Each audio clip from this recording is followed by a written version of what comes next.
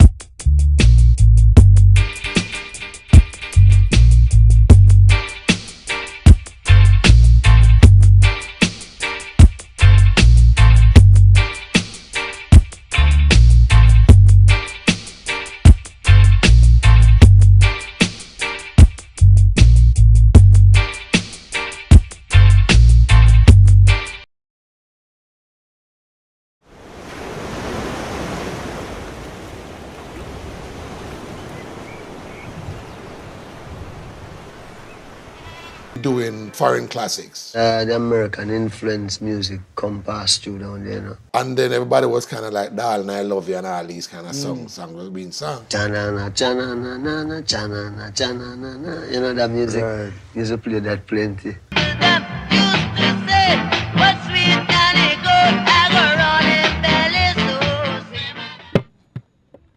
Then now the Rasta culture come up, which was a more church side of the thing. And a man realized, you know what, it's like trying to break away then from the so-called Babylonian system. The spiritual vibe kind of take root.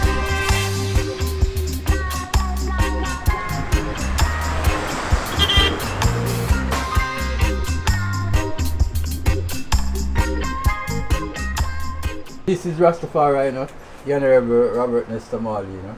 Yeah. Yes.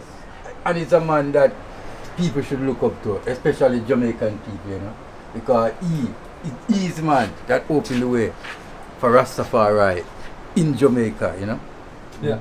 Back with Michael Manley. But when he did it, people never too recognize Bob Marley, you know. Bob Marley go to Europe and America and become popular.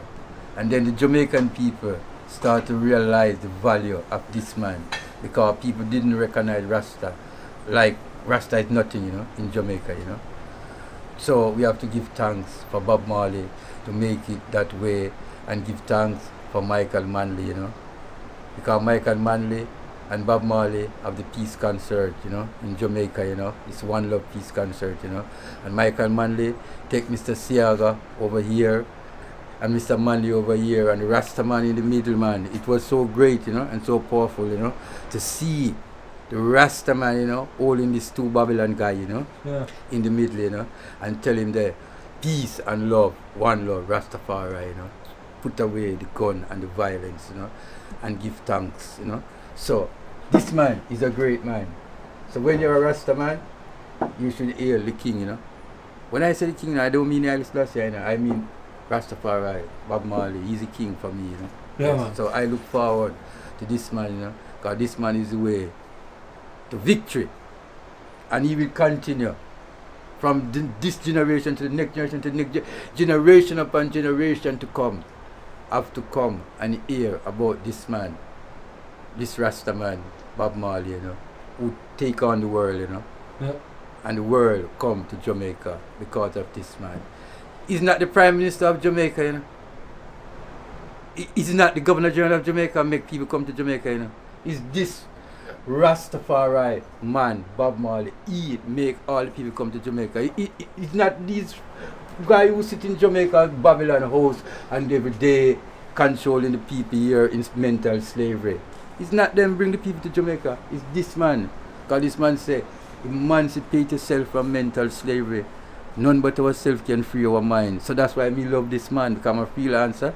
And when you're a freelancer, you have to love what this man say. He say, freelancer, just stay home, smoke marijuana, and when you're ready, you sleep, wake up, cook food, and play music, you know. One love, Rastafari, Simon, yeah man.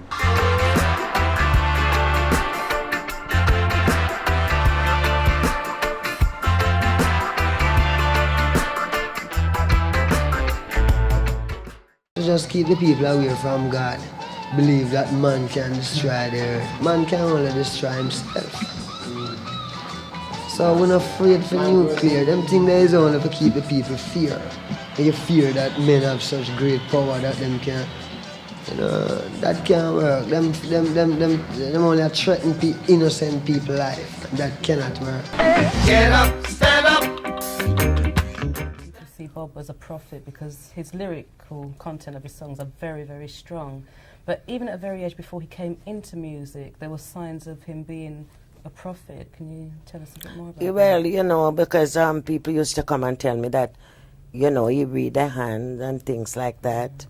Again, this other friend that he had when he was up in Delaware, when I was living in Wilmington, he said that Bob told him, and he didn't say that until after Bob passed.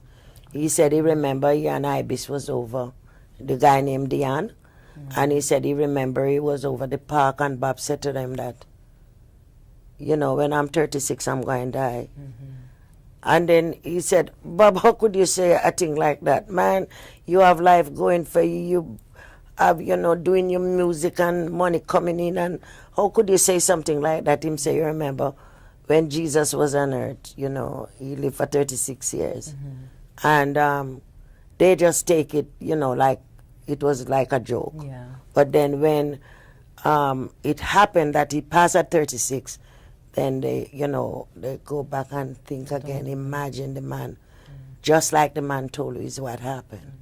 Because he made many other prophecies as well, didn't he? And you didn't believe, you thought he was just clowning around. Yeah, you know, when people came and said, you know, Nesta, read my hand, and, you know, I thought they were, you know, it's just a joke thing. But they took it quite serious because what they say, everything that Bob told them was true. So I have to go by what, you know, they told me. And it's not just one person. Another man also did. So, you know, there are certain feelings for me, you know, that I have towards Bob, that I jump for him. My husband, if he said, please make me a cup of tea, I say, okay, and I'll go ahead and do it. But when Bob says so, if I was sitting, I jump. It's just certain, you know, feelings that I have inside, and that love and respect. Well, that does come out because you did really struggle to keep him clothed, to keep him in education. Oh, yes, and to, you know, because in those days it was very hard. And without no help, I have to go clean the floor, scrub the floor, and do everything that I can, keep him in school and to buy him clothes and shoes. I couldn't buy clocks at the time, but I used to buy butter. And then when he go there, they kick the ball, you know, so much because he loved to play kickball up in Trench.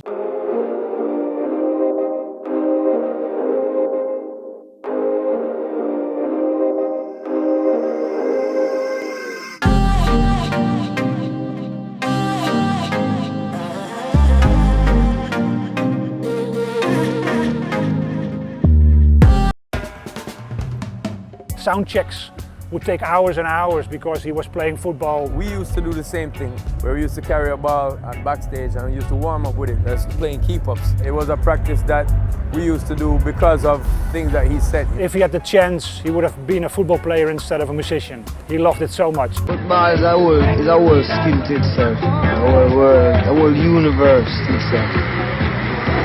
I love it because you have to be skillful to play it, you know? Because we play football and we play music. Yeah, I need that. Why? Freedom. Football is freedom. Mr. Levi Roots. Respect. Thank you for having me, man. Cool, man, no problem. You played football with Bob Marley. Do you know how many people dream of that? I know. I still, you still pinch yourself. I didn't really play the game that I should have because I was too much engrossed that I was playing a game, with this man. My friend Naphtali shouting at me like he's saying, "Get him, Levi, get him," as Bob had the ball at his feet and he's weaving through a bit like a Maradona. Okay. And I was thinking to myself that, Lord of mercy, here comes the king of reggae coming at me. He did went past me a couple of times. You allowed him to beat you. Nah, Levi, man, nah. He scored an hat-trick on the field and it was absolutely amazing, just inspirational, Lord. But when he's on the field, he's as passionate as he is with a pen and a guitar writing a song. Bob, keep on talking to the people. They might never hear your voice again. Keep on talking to them for a little while until you're cool, man. When it's the people have a voice inside of them that talk to them, That is a voice that these people must listen to.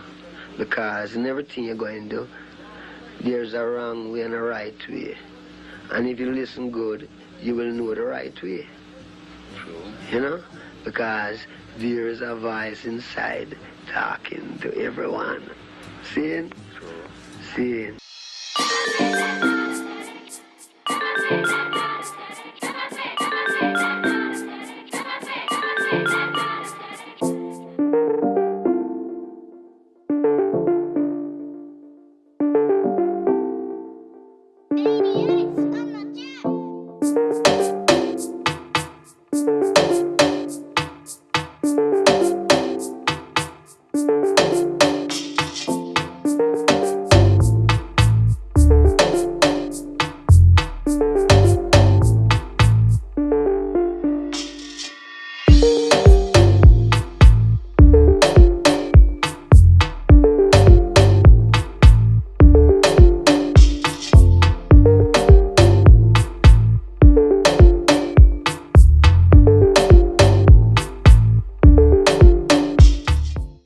How do you handle fame?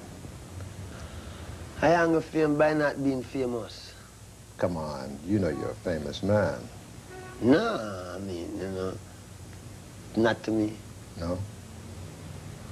Not famous to me.